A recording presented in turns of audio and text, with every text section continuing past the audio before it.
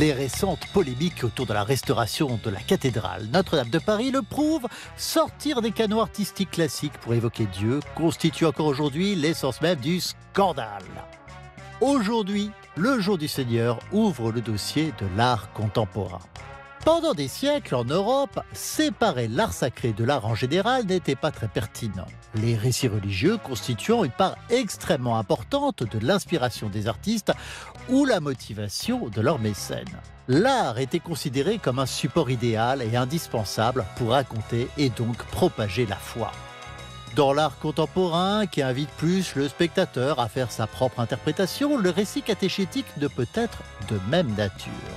Cela signifie-t-il que ces œuvres ne trouvent pas d'écho dans notre quête du divin? Que cette radicalité n'ouvre pas de nouveaux chemins pour explorer le mystère?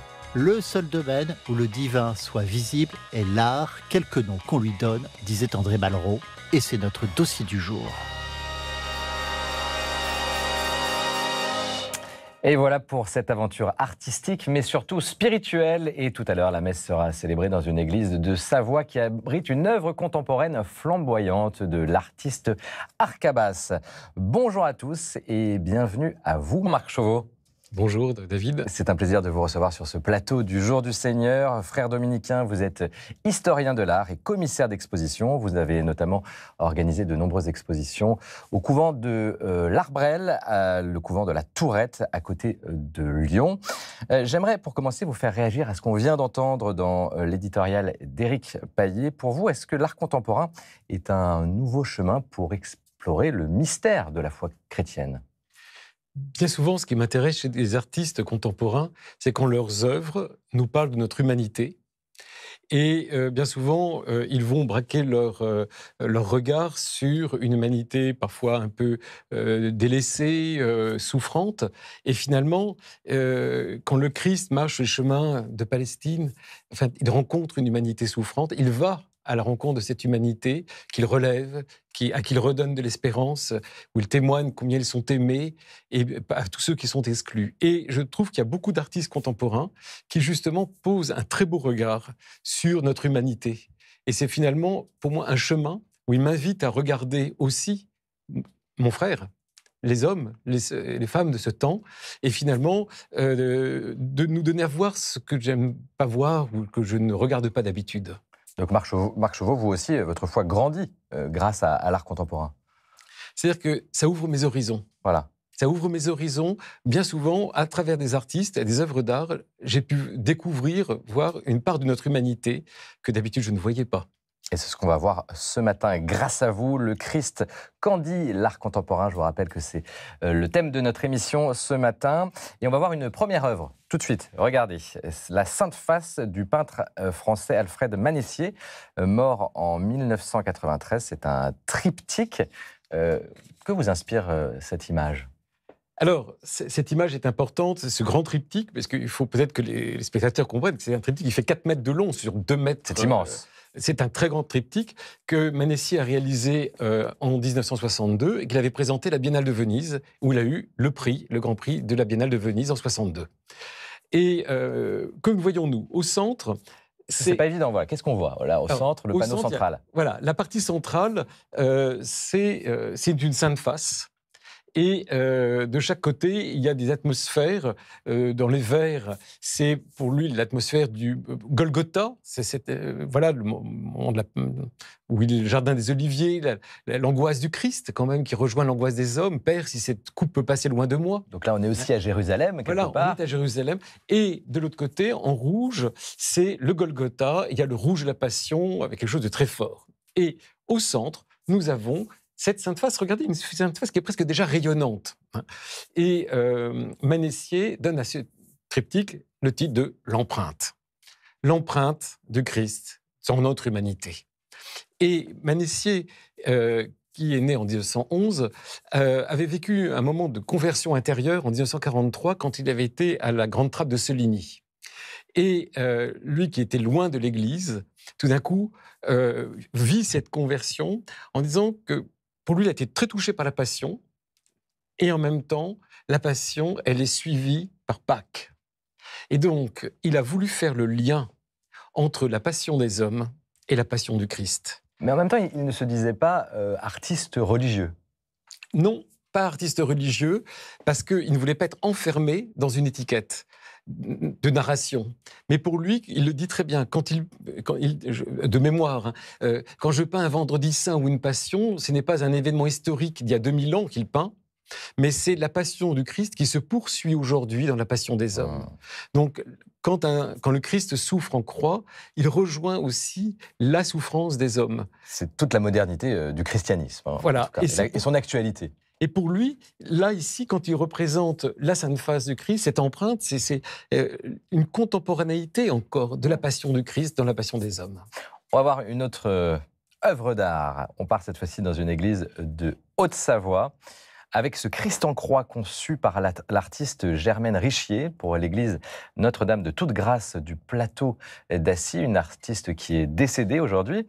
Ce Christ, qu'est-ce qu'il a à dire aux croyants qui peuvent entrer dans cette église? Alors, ce Christ, peut-être certains parmi les spectateurs ont vu en vrai, soit dans l'église du Plateau d'Assy, soit à l'exposition de Germaine Richier l'an dernier au Centre Pompidou, est tout à fait bouleversant. Parce que c'est un scandale à l'époque. À l'époque, ça a fait scandale, effectivement, parce que le Christ n'avait plus visage humain. Et David, permettez-moi de vous lire un passage du prophète Isaïe. Parce que l'église du Plateau d'Assy, il y avait des sanatoriums. Et donc, des tuberculeux étaient en résidence là-bas pour se soigner.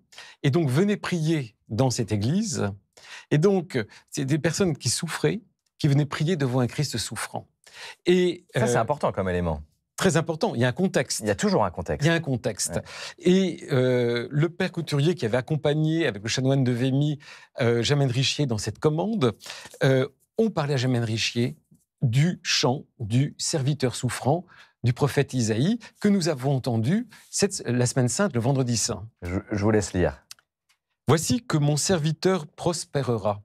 Il grandira, s'élèvera, sera placé très haut. De même que des multitudes avaient été saisies d'épouvante à sa vue, car il n'avait plus figure humaine. Et son apparence n'était plus celle d'un homme.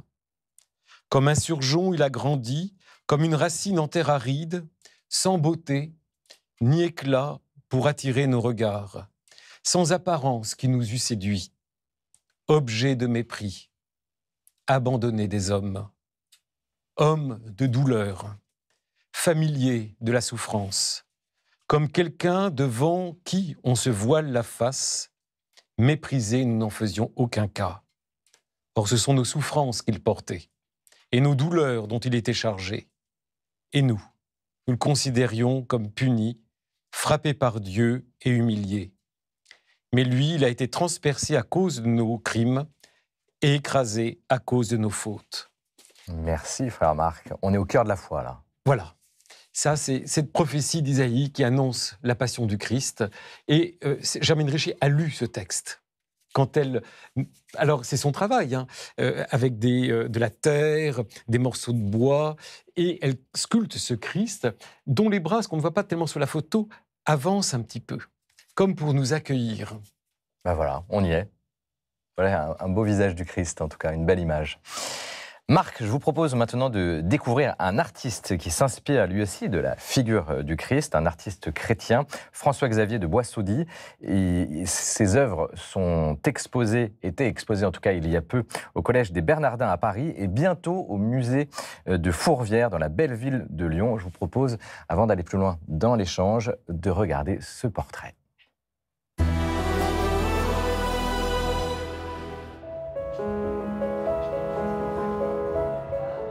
Bienvenue dans mon atelier parisien qui est un petit endroit. J'ai ma planche de travail et donc je suis à genoux dans mon travail.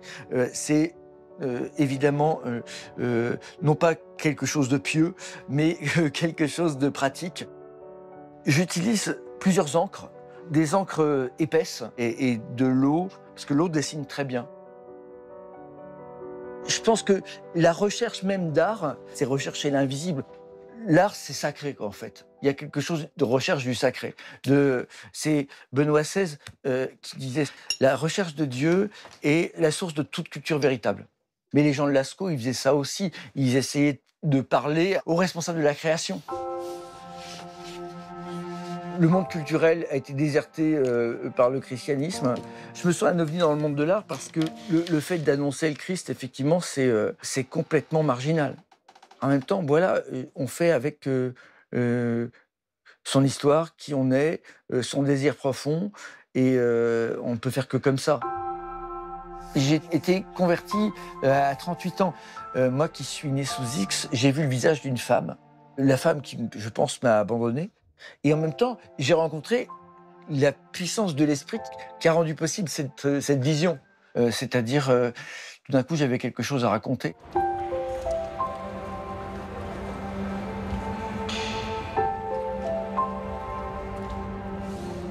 Nous sommes dans la sacristie du collège des Bernardins. J'ai été invité par son directeur à venir exposer dans ce lieu. Et il m'a proposé le sujet de la croix. Cette exposition est un moment que j'espère, en tout cas j'ai tout fait pour qu'on puisse rencontrer le Christ, le corps du Christ en images. Vous voyez, c'est des choses simples, que tout le monde comprend. C'est pas là, on n'est pas en surplomb. Et il y a beaucoup de surplomb, il y en a souvent en tout cas, dans l'art conceptuel, parce que ça veut parler de rébellion, souvent, et moi j'ai plutôt envie de parler d'amour. J'ai rencontré quelqu'un qui m'a redonné la vie, et dans un moment qui était plus grand que ma propre vie. Voilà, de se sentir habiter sa maison, son intérieur, de pouvoir pardonner, de pouvoir bénir sa vie, ça mérite qu'on y consacre sa vie d'artiste.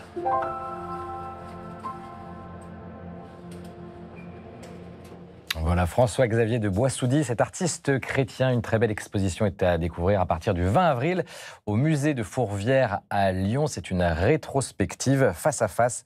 C'est le nom de cette exposition dont le Jour du Seigneur est partenaire. Marc Chauveau, peut-être une réaction sur ce beau témoignage de foi. Qu'est-ce qui vous inspire dans ce qu'on a entendu de cet artiste chrétien ? C'est cette rencontre avec le Christ qu'il a vécu, enfin, qui a transformé sa vie et qu'il a mis en route pour ce travail de transmission artistique, de création. Avec un art figuratif, d'ailleurs, il interroge l'art conceptuel en disant que peut-être c'est une manière de faire un peu en surplomb par rapport à l'art figuratif où on va au cœur des choses, peut-être plus incarné. Est-ce que vous pourriez lui répondre quelque chose, vous qui êtes passionné d'art contemporain ? Effectivement, bon, dans son travail, il y a une narration des épisodes évangéliques et qui est absolument remarquable. Mais le surplomb, parfois, je ne sais pas très bien, parce que les artistes contemporains, parfois, nous entraînent, au contraire, dans une humanité. Et puis, parfois même aussi, les artistes, et c'est ça qu'on va voir avec les artistes dont on va parler, finalement, comment dirais-je, vont découvrir le Christ par une installation différente de leurs œuvres. On va voir un exemple, par exemple, avec un artiste italien, Giuseppe Pennone. Voilà, Les yeux fermés, c'est le titre de cette œuvre. Comme ça, on ne voit pas bien. Qu'est-ce que ça représente ? Alors, ce sont deux œuvres que nous avons là, en fait, sous les yeux, qui ont été exposées au couvent de la Tourette en 2022. On avait invité Giuseppe Pennone à exposer. Qui est encore vivant. Et qui est encore vivant. Et Pennone avait dit, si j'expose dans un couvent, c'est pas pour faire une exposition comme les autres, c'est pour finalement porter un regard différent sur ses œuvres. Nous avons ici, et c'est son idée, de rassembler deux œuvres. Celle au mur, qui s'appelle Les yeux fermés, voilà. Et envelopper la terre sur les grandes tables. Les yeux fermés, donc nous sommes ici au fond du réfectoire du couvent de la Tourette, lieu où nous prenions les repas. Couvent en béton. Et il y a ces grands yeux, vous voyez, voilà, on voit la perspective. Comme des yeux fermés. Et au centre, il y a une plaque de marbre où l'artiste a dégagé les veines du marbre. La veine, c'est ce qui transmet la vie. Et vous avez quelque chose qui évoque la transmission, à travers la veine, les veines, entre deux yeux qui se ferment. Et il y a quelque chose... Qu'est-ce qu'il y a de spirituel pour vous là-dedans ? Eh bien, c'est l'association des deux. Et sur la table, nous avons des œuvres qui ont été créées 4 ans plus tard, en 2014. Les yeux fermés, c'est 2010. Qui d'habitude sont exposées au mur. Et là, à la Tourette, Pennon a demandé que ça soit mis sur des grandes tables avec des planches de cèdre, comme une grande table du partage, comme si on avait du pain pétri dans la main, puisque ça s'appelle enveloppé aussi, qui est là. Et que tout d'un coup, nous avons, et tous les visiteurs qui venaient à la Tourette, qui ont vu cette œuvre, on a l'impression que c'est la Seine. Et donc, ce qui est très beau, c'est-à-dire que, à la fois... C'est pas forcément l'intention de l'artiste, C'était pas l'intention mais de il se l'artiste. passe quelque chose chez le visiteur. Alors, c'est pas dans l'intention de l'artiste au moment où il crée ces 2 œuvres indépendantes, mais quand il choisit de les exposer ensemble dans ce protocole d'exposition, il a en tête la Seine. Et il me l'a dit, je suis italien. Quand on est italien, quel que soit l'endroit où on se trouve en Italie, on est à 3 km à la ronde, il y a un chef-d'œuvre dans une église. Donc il est marqué par cette iconographie. J'aimerais, Marc, maintenant qu'on voit une œuvre très différente, en ce 3e dimanche de Pâques, Résurrection du plasticien allemand Anselm Kiefer, qui est exposé également au couvent de la Tourette. Là encore, de quoi s'agit-il? L'artiste, il nous montre quoi, là? Alors, Anselm Kiefer était venu au couvent de la Tourette, avait séjourné au couvent, et a créé cette œuvre qui s'appelle Résurrection pour son exposition en 2019. On a presque 50 mètres carrés de gravats. Il faut savoir que Kiefer est né à la fin de la guerre. Il a grandi dans une Allemagne en ruine. Dans le chaos. Et tous les immeubles étaient en ruine. Et donc, qu'est-ce qu'il voyait? Un champ de ruines. Un champ de ruines, mais simplement avec les femmes des ruines allemandes qui allaient chercher des objets qu'elles allaient retrouver, à qui elles allaient redonner une vie. Et puis, une Allemagne qui se reconstruit, parce que c'est la seule solution. Et donc, il met ces grands tournesols blancs qui poussent à travers ces gravats, et il appelle cette œuvre Résurrection. Parce que pour lui, une ruine, c'est vraiment le témoignage, effectivement, d'une catastrophe, mais c'est le début de quelque chose qui commence. Ça, c'est profondément chrétien, quelque part. Et oui. Et il avait fait les décors aussi d'un opéra, à l'Opéra Bastille, en 2000, qui s'appelait Am Anfang, au commencement. Et c'était un paysage de ruines. Donc un paysage de ruines, ce n'est pas qu'une catastrophe, c'est aussi un début, une résurrection. Allez, on a le temps de voir une dernière œuvre très rapidement. Marc, on va à Strasbourg. Il s'agit d'un vitrail, le vitrail des 100 visages de la cathédrale de Strasbourg, réalisé par la photographe et plasticienne française Véronique Elena en 2015. Alors on ne voit pas très bien, mais c'est impressionnant. En fait, ce vitrail est réalisé par des photographies, une série de photographies. Alors, Véronique Elena est... Racontez-nous rapidement. Voilà, Véronique Elena est photographe, plasticienne. Quand elle a reçu cette commande pour le vitrail du millénaire de la cathédrale de Strasbourg, elle est partie d'un tableau d'abord de Hans Memling, le Christ bénissant, et elle l'a composé, avec son travail de photographe, par des visages. Et tous les visages, toutes ces photos de visages, sont des gens qu'elle a rencontrés dans et autour de la cathédrale, et qu'elle les a photographiés dans cette chapelle. Et à chaque fois, il y a eu une rencontre avec les gens. Elle a parlé, elle est allée retrouver même des SDF qui étaient dehors en disant « Venez, je voudrais vous prendre en photo ». C'est ce qu'on appelle des pierres vivantes, pour le coup. Voilà. Là, on est dans la vie de l'Église. Exactement. Pour elle, c'était tous ces visages réunis forment le visage du Christ, forment le visage de l'Église, et qui récapitule et qui embrasse toute la création. Et là, il y a vraiment une diversité des personnes qu'elle a pu rencontrer. Et pour elle, ce qui était important, c'était la rencontre avec les êtres. Ce sont des vies, et qui sont rassemblés ici pour former le visage du Christ. Voilà, je voulais qu'on voit cette œuvre. C'était important avant de passer au reportage suivant. Je vous propose maintenant, Marc, d'aller voir quelqu'un que vous connaissez, puisque vous continuez de monter des expositions un peu partout en France, à Lyon, à côté de Lyon, mais aussi à Paris, dans la plus petite galerie d'art contemporain de la capitale. Nous allons vous voir là-bas avec Martine, bénévole de l'association Art, Culture et Foi. Regardez.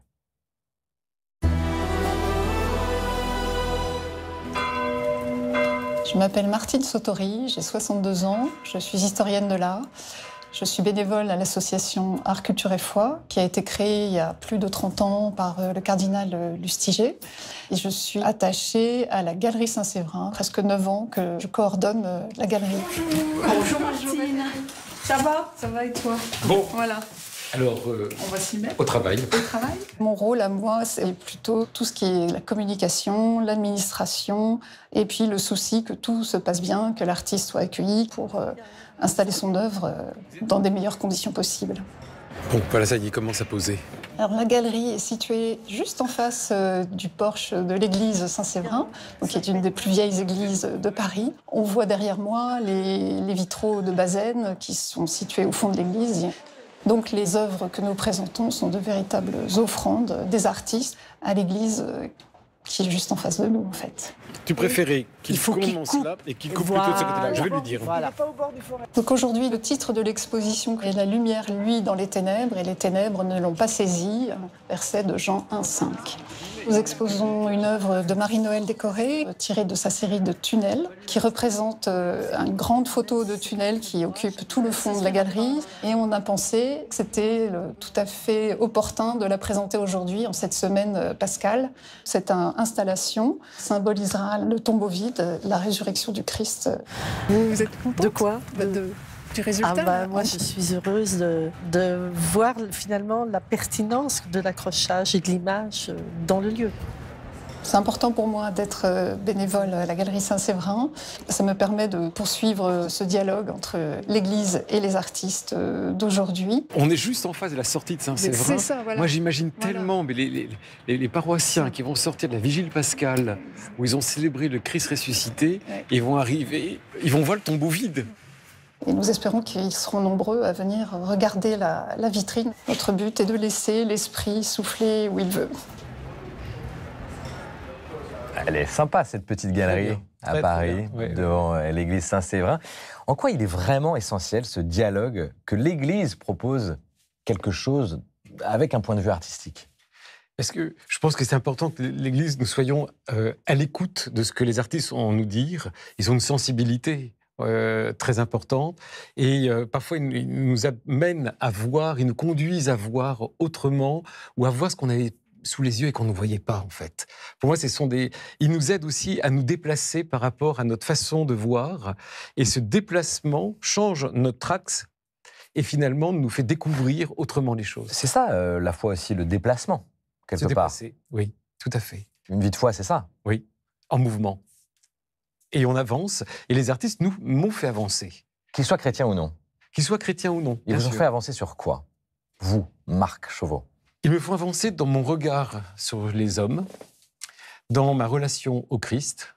Ils me font avancer. Et c'est étonnant, parce que c'est souvent à travers des œuvres auxquelles on n'aurait pas imaginé. Vous voyez, par exemple, l'œuvre de Pénone que nous avons vue, les yeux fermés, envelopper la terre. Ça peut paraître un peu conceptuel comme ça. Voilà, mais les deux réunis par la volonté de l'artiste, présentés de cette façon-là, tout d'un coup, était présente au fond du réfectoire de la Tourette, la scène. Et ça a touché les frères qui vivent sur place, ça a touché les visiteurs et qui l'ont perçu. Et donc là, finalement, c'est voir qu'une œuvre, on n'en a jamais fait le tour. Une œuvre peut se révéler, peut nous faire grandir au-delà de la première vision. Voyez, et que le contexte aussi de son exposition, du lieu où elle est présentée... Là, vous parliez de la Tourette, ce couvent dominicain, on en a déjà parlé tout à l'heure à côté de Lyon. Permet finalement parfois aussi de redécouvrir une œuvre, et ça renouvelle le regard sur cette œuvre. Est-ce que vous pensez, parce que l'art contemporain peut souffrir aussi de cette image peut-être un peu élitiste, ou en tout cas qui est parfois difficile d'accès, est-ce qu'il est accessible à tous et à toutes, cet art contemporain aujourd'hui? Écoutez, fort de l'expérience que j'ai eue en organisant une quinzaine d'expositions au couvent de la Tourette, près de Lyon, où on a reçu des milliers de visiteurs très divers, chrétiens, non chrétiens, des jeunes, des plus âgés, eh bien c'était impressionnant de voir comment les gens, finalement, dans un premier temps, pouvaient être un peu surpris par une œuvre, et en donnant 2-3 petites clés, pas plus, tout d'un coup, de voir le basculement qui se fait dans le regard, et d'un coup, enfin, j'ai envie de dire, ils voient. La magie de l'art et de la foi, quelque part. Et ce qui est très beau, et ça c'est de l'expérience, je voudrais terminer là-dessus, si vous permettez, c'est que quand vous voyez, quand vous permettez à une personne, finalement, de découvrir qu'elle est capable d'aimer quelque chose qu'elle n'avait pas imaginé, vous la faites grandir. Merci pour ce beau témoignage, Marc. On parle de culture ce matin depuis 10h30. On continue avec la culture et on continue avec Constance de Bonaventure. Bonjour Constance. Bonjour David, bonjour frère Marc. Bonjour Constance. Bonjour à tous. J'imagine que cet échange vous a intéressé. Oui. Et on démarre maintenant avec une autre exposition aux Archives nationales sur un thème parfois brûlant, le sacrilège. Voilà, alors l'exposition s'intitule Sacrilège, l'État, les religions et le sacré, un sujet tout à fait d'actualité. Alors l'exposition retrace de Socrate à nos jours toute l'histoire du sacrilège, qu'on peut appeler aussi le blasphème, l'hérésie ou encore le crime de lèse-majesté, qui, vous l'imaginez, n'était pas le même sous l'Antiquité qu'aujourd'hui. Et pour ce faire, eh bien, l'expo s'appuie sur énormément de documents d'archives. Je vous rappelle que ça se passe aux Archives nationales, mais aussi sur des œuvres, des peintures, des sculptures ou encore des photos. Et alors on comprend dès le début que le sacrilège, eh bien, il peut être autant politique que religieux. Avant le XIIIe siècle, le sacrilège, c'était en général une offense faite à Dieu. Mais à partir de Saint-Louis apparaît le crime de lèse-majesté. Et à ce moment-là, offenser Dieu revient à offenser le roi et vice-versa. Sous la Révolution, eh bien, le pouvoir et la Constitution sont complètement sacralisés. Il devient interdit donc de critiquer la Constitution. Et pendant longtemps, jusqu'en 2013, jusqu'à Nicolas Sarkozy, il existait un délit d'offense au chef de l'État. Alors ce délit a désormais disparu et l'exposition s'interroge où se trouve le sacré? Alors peut-être dans le patrimoine, comme en témoignent par exemple les réactions de l'opinion lorsque deux activistes écologiques ont aspergé cette toile de Van Gogh. Eh bien, à l'époque, cet acte a été perçu comme blasphématoire. Je vous laisse donc aller découvrir cette exposition passionnante, Sacrilège, l'État, les religions et le sacré. C'est jusqu'au 1er juillet. Ça se passe aux Archives nationales dans ce magnifique hôtel de Soubise à Paris. Et Constance, on poursuit maintenant avec un livre toujours sur l'art roman, qui est un art sacré. Oui, voilà, vous allez voir, cet ouvrage en est bien la preuve. L'art roman en France, c'est un ouvrage qui s'adresse vraiment à tous, que vous soyez curieux, passionné ou amoureux du patrimoine. Ce livre vous emmène aux quatre coins de la France à la découverte des plus beaux, des plus grands sites romans, abbayes, cloîtres ou églises. Et alors les auteurs nous rappellent en préambule que l'art roman s'est développé grâce à l'essor de la chrétienté et qu'il a aussi permis d'asseoir l'autorité des premiers rois capétiens. Et puis on apprend beaucoup de choses aussi sur l'architecture romane, sur la forme de ces églises, souvent en croix latine, sur l'importance de la lumière, l'importance des volumes. Regardez ici, c'est la sublime abbaye de Fontenay, abbaye qui nous avait d'ailleurs accueillis, qui avait accueilli les émissions du Jour du Seigneur l'été dernier. Regardez son cloître paisible et propice à la méditation. Eh bien, il y a énormément de photos comme celle-ci, absolument magnifiques dans cet ouvrage.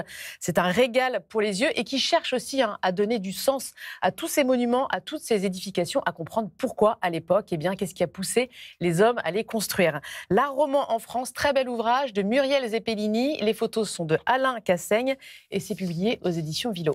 En un mot, Marc, tout art est sacré pour vous? Quelque part?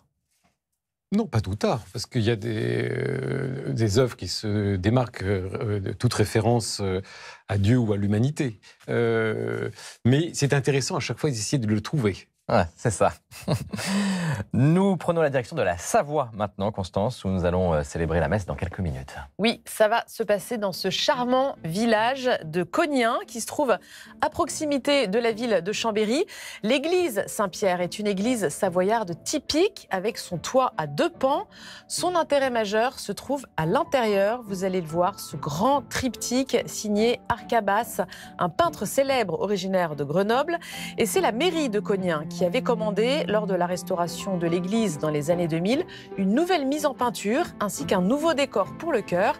Et le résultat, vous le voyez, est très étonnant. Cette fresque représente les disciples d'Emmaüs avec quelques scènes surréalistes. Regardez par exemple ces verres que tiennent les disciples et ce pain rompu qui disparaît à leurs yeux. C'est une œuvre très complète, puissante, sobre, une très belle harmonie colorée. Un tableau mis en valeur par cet étonnant autel métallique et cette disposition des bancs en demi-cercle. Un ensemble qui rend cette église très chaleureuse. Magnifique, Constance. Merci. Merci, David. Cette matinée artistique et spirituelle se poursuit. Merci, Marc, d'avoir été avec nous ce matin. Merci. Restez avec nous pour la messe qui est donc célébrée dans cette très belle église de Savoie. Mais d'abord, comme d'habitude, je vous propose de rencontrer celles et ceux qui ont préparé ce direct pour nous. À tout à l'heure.